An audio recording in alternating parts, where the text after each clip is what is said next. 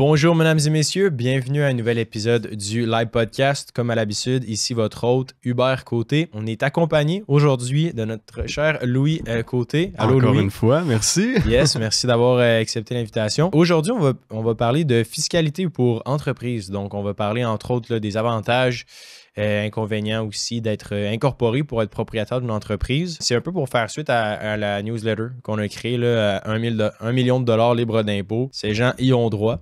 Donc, on va regarder en détail là, un petit peu les différentes stratégies qui existent pour être exonéré de certains impôts. Donc, évidemment, petit disclaimer avant, ni moi ni Louis sommes fiscalistes.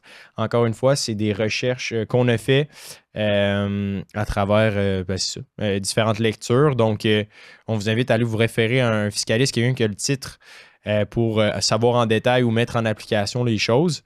Encore là, le but de ce podcast-là, c'est juste de parler puis de vous peut-être donner comme une première aperçu de c'est quoi les avantages de la chose.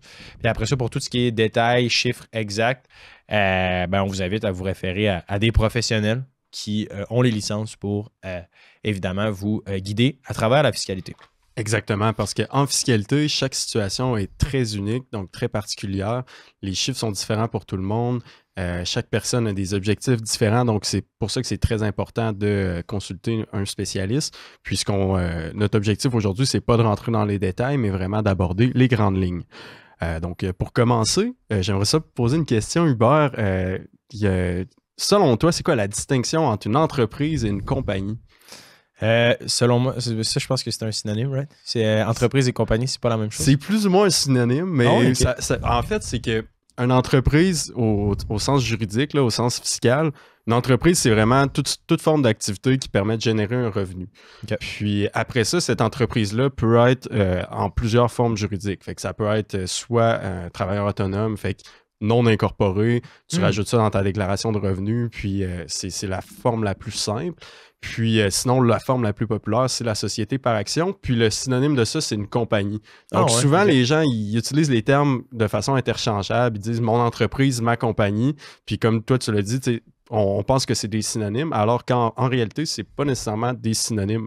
Donc, la compagnie va être plus pour déterminer est-ce que c'est une société par action, c'est la forme juridique dans laquelle l'entreprise est détenue, l'entreprise est opérée. OK. Pour moi, j'avais aucune idée. C'est bon à savoir. Pour moi, je savais aucunement. Donc, il y a plusieurs subtilités comme ça. Puis, une Inc., une société par action, comme j'ai dit, c'est une forme juridique. Donc, cette forme juridique-là permet d'opérer son entreprise. Il y a aussi d'autres formes juridiques comme la société en nom collectif qui permet de s'associer sans nécessairement s'incorporer. Il y a aussi des coops, puis toutes sortes de formes juridiques. Mm-hmm. La plus intéressante, c'est souvent la société par action. Ouais. Puis j'imagine que c'est ça, on va aborder le sujet. Moi, ce qui m'intéresse surtout, je pense, puis les gens à la maison aussi, c'était... Souvent, on entend des pratiques courantes dire les entrepreneurs ou les propriétaires d'entreprises... ou de compagnie, on paye pas d'impôts ou des choses comme ça. Évidemment, c'est faux, mais il y a le contexte de l'exonération du gain en capital. À la vente d'une entreprise, le premier million de dollars n'est pas imposable. En effet. Je ne sais pas si on devance un peu l'agenda du podcast, mais comme ça, mettons, je trouve ça intéressant.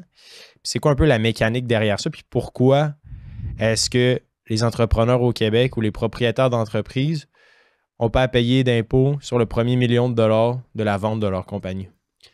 Très bonne question. Il faut comprendre qu'au Canada, au Québec, le système fiscal, puis même partout au travers du monde, le système fiscal est fait pour donner des carottes, des incitatifs aux personnes d'adopter certains comportements. Dans le cas du système fiscal canadien, il y a beaucoup d'incitatifs à avoir une entreprise, être entrepreneur, puis créer de l'emploi. Donc, il y a beaucoup d'entreprises, beaucoup d'incitatifs pour avoir une entreprise, pour être entrepreneur. Puis un de ceux-là, c'est la déduction pour gain en capital. Il y a plusieurs, on n'entrera pas dans les détails, là, mais il y a quand même plusieurs conditions à respecter. Donc, pour avoir 1 million de dollars libre d'impôts. Donc, en vendant les actions d'une société, donc les actions doivent être une petite entreprise, donc on appelle ça Mhm. des actions admissibles de petite entreprise. En gros, les deux critères, je pense que c'est important pour les gens qui sont en mode vente, c'est le propriétaire doit détenir la société pour au moins 2 ans. Puis, la société doit être purifiée, qu'on appelle. Mhm. Donc, en dedans de 2 ans, 50% des actifs doivent être utilisés pour l'exploitation de l'entreprise. Puis, au moment de la vente, on a un 90% qui doit être utilisé pour l'entreprise. Il y a des techniques de purification qui peuvent être abordées.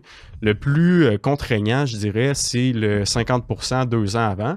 Parce que c'est à tout moment. Donc, ça peut quand même être difficile de garder ça. Puis, des fois, les liquidités s'accumulent dans la société. Puis, on ne pense pas nécessairement qu'on veut vendre dans 2 ans. Donc, on peut se ramasser dans des situations où on perd cette déduction-là.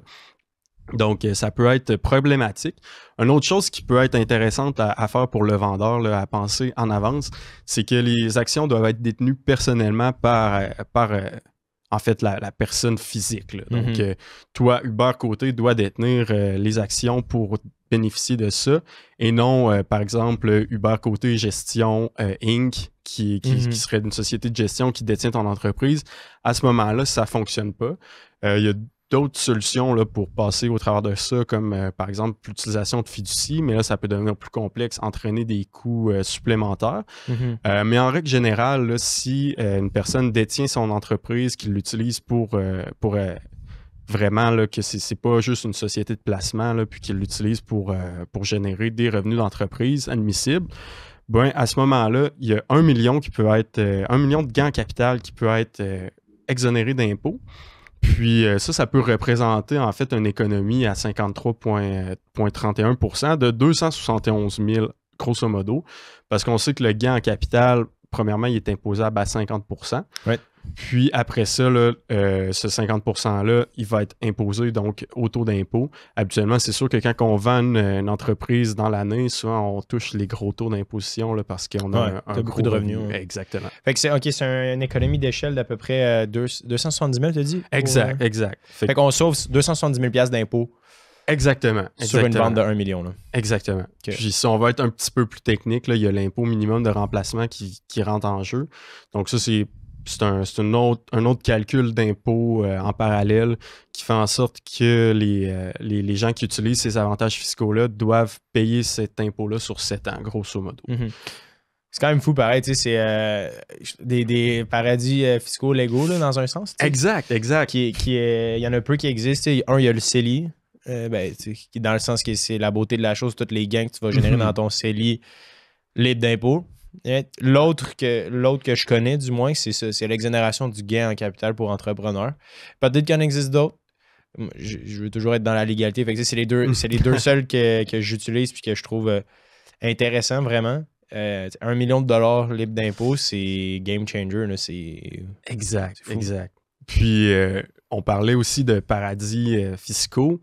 À un certain point, là, les sociétés par action peuvent être considérées également comme des paradis fiscaux, dans le sens qu'en faisant mes recherches, ça m'a quand même surpris, mais de me rendre compte que le Canada est une des places où le taux d'impôt sur les sociétés est le plus faible. Ah oui? C'est même plus faible qu'aux États-Unis. C'est sérieux? Ouais. Puis ça découle un peu là, du système fiscal qui est basé sur un principe qu'on appelle l'intégration. Donc, en fait, là, pour 1 $ de revenu personnel, peu importe de quelle source, l'idée, c'est d'avoir à peu près le même niveau d'imposition. À ce moment-là, il y a beaucoup moins d'imposition dans la société. Puis, quand l'argent est versé au propriétaire, c'est là qu'il y a beaucoup d'imposition là, qui se passe. Ouais. Ben, c'est ça, tu sais, Puis, tu sais, au début, quand tu es propriétaire d'une entreprise, tu génères un revenu à partir de l'entreprise, bon, tu payes un pourcentage d'impôt entre 10 et 20 là, tout dépendant de la chose. C'est-tu la moyenne approximative? Oui, ben en fait, on peut même rentrer un peu plus dans les détails. Là. Il y a 3 taux d'imposition. Ouais. Juste avant qu'on rentre, c'est ça, excuse, je te coupe. Tu sais, dans le fond, c'est quoi les réels avantages d'être propriétaire d'une entreprise? Si c'est bien beau la vente, mais tu sais, mettons pour monsieur, madame, tout le monde qui souhaite avoir une entreprise, tu sais, d'un point de vue fiscal, tu sais, c'est quoi les avantages? Tu sais? Très bonne question. Comme on a dit au début, entreprise, compagnie, il y a une distinction. Donc, pour quelqu'un qui a une entreprise puis qui a besoin de tous ces revenus-là pour subvenir à ses besoins, à ce moment-là, ça ne vaut pas vraiment la peine de s'incorporer, à part pour la protection juridique. Donc, le fait d'avoir une société distincte de son patrimoine, ça peut être quand même intéressant. Mais sinon, en règle générale, l'avantage financier, c'est lorsqu'on est capable de laisser de l'argent dans l'entreprise, c'est là que ça vaut la peine parce que cet argent-là va être imposé à un taux qui est très inférieur au taux personnel. Puis après ça, elle va pouvoir être réinvestie dans des projets dans l'entreprise ou même en bourse ou dans n'importe quel projet en immobilier. Puis, on parlait des taux d'imposition. Il y a 3 taux d'imposition au Québec. Il y a le petit taux, le plus petit, qui est à 12,2 %. Après ça, on a lui à 20,5 puis on a 26,5. En gros, les critères là, pour avoir le 12,2, c'est qu'il faut... en fait, les critères là, pour avoir la déduction accordée aux petites entreprises, c'est de générer moins de 500 000 de profit. Donc, le premier 500 000 est admissible à la déduction accordée aux petites entreprises. Sauf qu'il y a un bémol, c'est qu'au Québec, on a décidé d'ajouter une règle qui est la règle des 5500 heures. Donc, pour avoir accès à cette déduction-là, il faut qu'il y ait 5500 heures travaillées dans l'entreprise. Donc, ça inclut le propriétaire, tous les employés. Puis à ce moment-là, on peut avoir cette déduction-là. Sinon, c'est pour ça qu'on se retrouve avec un taux médian là, à 20,5, qui est le taux du Québec lorsqu'on a moins de 5500 heures. Et ça avait été voté par... c'est pas Legault, hein? C'était... Je pense mais c'est à cause des médecins, vieux. hein? Je pense que c'est à cause pour pas que les médecins puissent avoir accès à ça, dans le fond. C'est exact. C'est pas juste les médecins, là, mais tout ce qui est professionnel incorporé. L'idée, c'était de limiter l'avantage fiscal pour ces personnes-là là, qui sinon, ça arrête. Ouais, fait que tu veux t'assurer... Parce que les professionnels, normalement, ils n'ont pas d'employés. Fait qu'ils ils font pas 5500 dans une année. Fait qu'ils veulent juste s'assurer que c'est une vraie PME, dans le fond. C'est ça. Dans le fond, l'idée, c'est de juste donner cet avantage-là à ceux qui créent des emplois, finalement. OK, ouais. Puis... pour ceux-là qui c'est 12,5 % qui payent sur... Est-ce que c'est bénéfice... Le 500 000 de bénéfices, excuse-moi, c'est une technicalité, c'est bénéfice net ou c'est le BAYA? C'est bénéfice net. Okay. Fait que dans le fond, tu sais, quand on parle de BAYA et tout ça, c'est plus comptable. Puis là, ça serait le bénéfice net fiscal. Ce qui reste à la fin, il faut que tu fasses moins que 500 000. Okay. Ce qui reste à la fin, puis aussi, là, selon ce qui est déductible vraiment fiscalement. Ouais. Parce qu'il y a des dépenses qui peuvent être non... par exemple, je pense au repas, tu as juste 50 % qui est déductible, tandis qu'en termes comptables, là, on pourrait le mettre à 100 % déductible. Okay. Puis ça, c'est vraiment intéressant là, parce que payer 12,2 % sur ses bénéfices, exemple, on fait 100 000, ben on paye juste 12 200 d'impôts, puis tout le reste peut être investi. Fait que ça permet de faire un report d'impôts qui est vraiment intéressant, puis de réinvestir dans des projets, puis même pouvoir acquérir des nouvelles entreprises, puis ça bénéficie vraiment à la croissance de l'entreprise. Mm-hmm. Mais de ce que je comprends, si tu le retires au personnel, ben, ça revient à peu près au même que gagner un salaire. Exactement. Là, tu es imposé à ton taux d'imposition personnelle. Exactement. Fait que c'est pour ça que l'idée, c'est vraiment de trouver, de s'incorporer en fait lorsqu'on est capable d'en laisser dans la société, parce qu'il n'y a pas d'avantage à avoir une société si on retire tout l'argent. Ouais. En fait, là, si on se verse tout un salaire, c'est exactement la même chose que si on l'avait au personnel puis qu'on était non incorporé. Oui, exact. Puis tu sais, on peut pas s'incorporer juste pour s'incorporer, là, juste pour s'assurer que tout le monde comprenne. Il faut actually avoir une entreprise. Là. On peut pas... même si on est travailleur autonome, c'est comme un autre univers. Là, les travailleurs autonomes puis s'incorporer, il peut avoir des avantages aussi. Je m'y connais pas énormément là-dedans. Est-ce que tu as un peu de data par rapport à ça ou plus ou moins? Au niveau des travailleurs autonomes incorporés? Ouais. Oui, ça se fait, mais c'est comme on disait, là, ça revient on serait au taux de 20,5. Il peut avoir quand même un avantage au niveau du report d'impôt. Par contre, l'avantage est quand même moins significatif que pour une entreprise qui a le 5500 heures. Ouais. Mais pour quelqu'un qui est travailleur autonome, puis qu'il sait qu'il n'a pas nécessairement besoin de tout l'argent, ben, il va pouvoir s'incorporer, puis ça serait quand même avantageux. Mm-hmm. Mais de ma compréhension jusqu'à maintenant, puis I might be wrong, je ne suis pas un fiscaliste, mais idéalement, c'est ça, c'est d'avoir son entreprise avec, de générer de l'emploi pour minimiser, avoir la déduction, payer 12% et quelques d'impôts. Avec les bénéfices générés, les profits, investir acquérir des entreprises, d'autres entreprises, faire du développement. Exact. Puis, ultimement, après ça, ben, un jour, vendre Exact. une partie ou, tu sais, puis continuer par faire de la croissance par acquisition puis avoir une société, là, tu sais. Exactement, parce que tant ou sous longtemps que les profits restent dans l'entreprise, il n'y a pas la deuxième couche d'imposition, puis c'est vraiment la deuxième couche d'imposition au personnel qui est la plus pénalisante.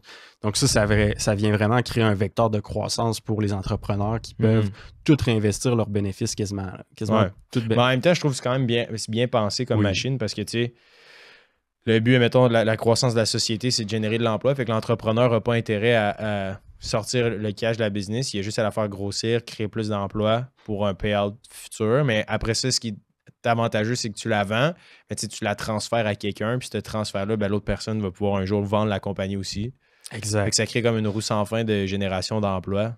C'est comme une optimisation fiscale dans le système qui a été mis en place pour justement. C'est quand même une bonne mécanique à bien y penser. Là. Ben vraiment, parce que ça l'aide à l'économie à croître, là, ni plus ni moins, parce qu'il y a plus d'argent qui est disponible pour créer des emplois, plus d'argent qui est disponible pour créer de la richesse au sein de l'économie. Ouais, c'est quand même fou quand tu y penses. Le gouvernement, il laisse un peu des breadcrumbs. Des fois, les gens ils demandent comment y arriver ou comment exact. Avoir un succès financier ou réussir, entre guillemets, financièrement. Il y a plein de façons d'y arriver, l'épargne et tout, mais si tu regardes, mettons, le playbook fiscal, si tu veux optimiser ta fiscalité, mais clairement, tout pointe vers, OK, ben, sois propriétaire d'une entreprise, ouvre-toi un compte de, un CDC, il va y avoir des CDC investis à partir de cette Inc-là ou whatever. J'ai l'impression qu'il y a comme des hints dans la forêt. Là, exact. Puis si on regarde, là, on a parlé du côté qui est comme plus la carotte, donc on veut récompenser les entrepreneurs. Puis d'un autre côté, il y a plus le bâton, c'est tout ce qui est passif. Donc ça, c'est le revenu passif qui est à l'intérieur de l'entreprise. Ça inclut tout ce qui est des actions, évidemment. Puis, c'est débattable, là, mais l'immobilier, c'est considéré comme du revenu passif également. Ça, il va être imposé temporairement à 50,17 %.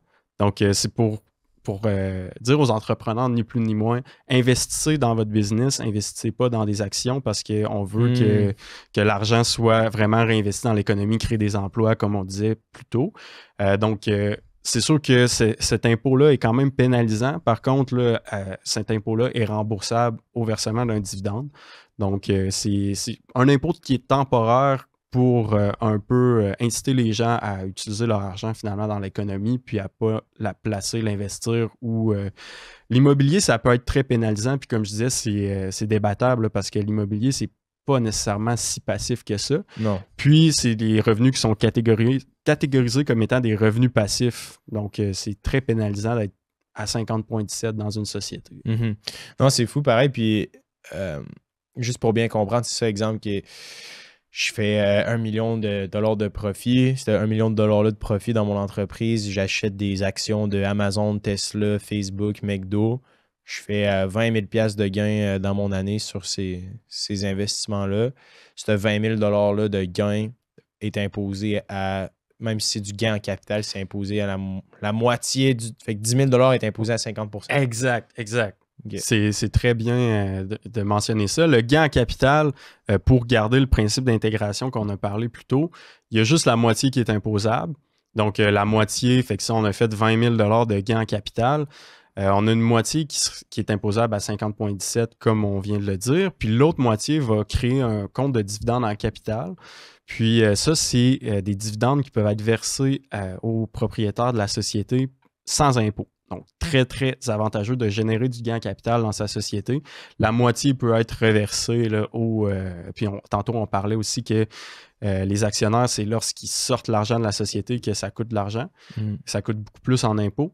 Donc là, à ce moment-là, le CDC permet de sortir la moitié du gain en capital tax-free. Okay. Plutôt intéressant. Ouais, c'est quand même fou en perspective. Non, c'est fascinant. C'est quoi les désavantages? Les désavantages, le plus gros désavantage, c'est vraiment les coûts que ça occasionne là, d'être incorporé. Donc, on parle de coûts de mise en place. Il faut avoir un contrat qui est bien fait. Puis ensuite, il y a des coûts récurrents. Donc, à chaque année, il faut qu'il y ait les états financiers qui soient faits par un comptable. Il faut que les états financiers, premièrement, comptables. Puis également, il y a une déclaration à faire au niveau fiscal. Donc, on appelle une T2, comme la T1 pour les particuliers, T2 pour les sociétés. Donc, à chaque année, il faut faire une déclaration fiscale. Donc, il y a plus de lourdeur administrative. Ouais. Mais sinon, en termes d'inconvénients, il n'y en a pas vraiment d'autres. Puis même qu'il y a un mythe persistant, là, c'est au niveau de la déductibilité des dépenses. D'être incorporé, en fait, ça ne change absolument rien à la déductibilité des dépenses. On peut déduire les mêmes choses en ayant une entreprise au personnel versus en ayant une entreprise incorporée.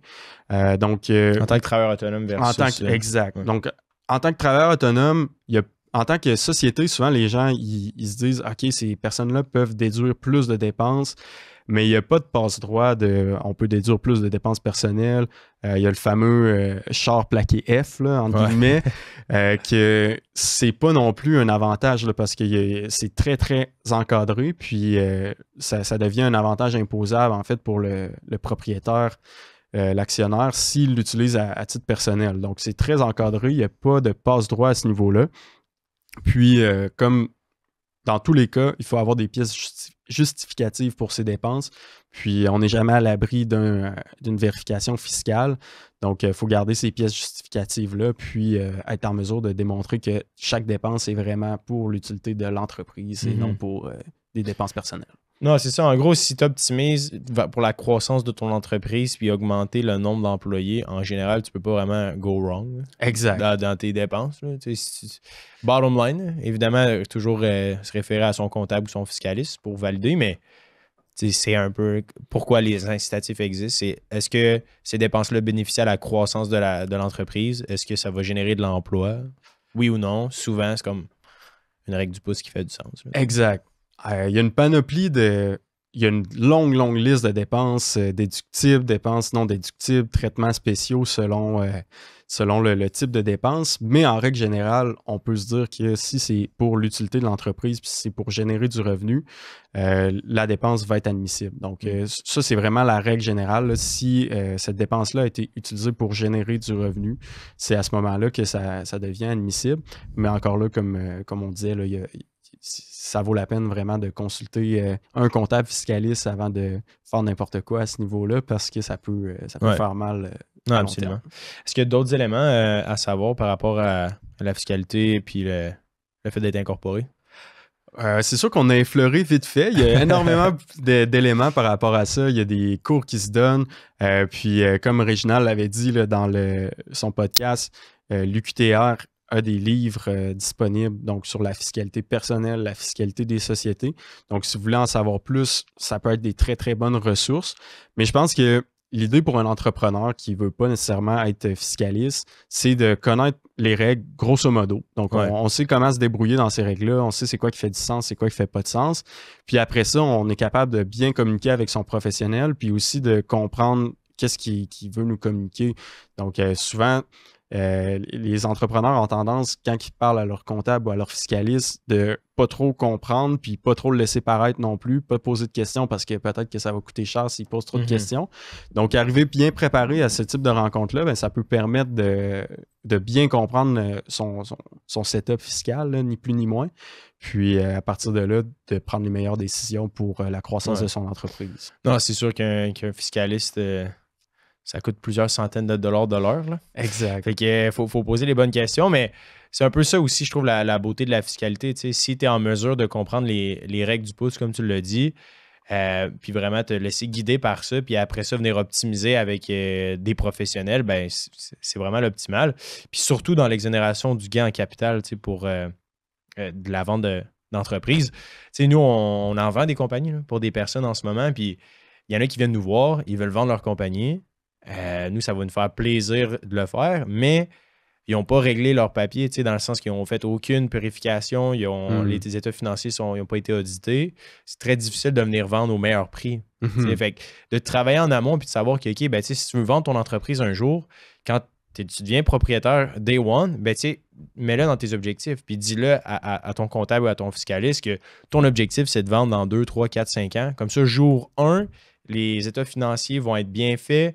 il va te dire un peu les limitations puis ce que tu dois faire comme playbook pour qu'après ça, tu aies 1 million de dollars libre d'impôt à la fin, tu sais, puis que tu te ramasses pas avec de mauvaises surprises. Exact. C'est vraiment, vraiment un bon point que tu apportes là parce que la plupart des gens ne le voient pas arriver. Puis le prévoit pas. C'est ça. Mais il y a des choses qu'il faut faire en amont. On peut pas retourner dans le passé. Il y a des choses qu'il faut qu'ils soient faites. Puis on parle du 1 million. C'est beau 1 million, mais ça, c'est pour une personne. Puis il y a des stratégies fiscales, par exemple avec des fiducies, qui permettent de multiplier cette déduction pour gain de capital-là avec les membres de sa famille.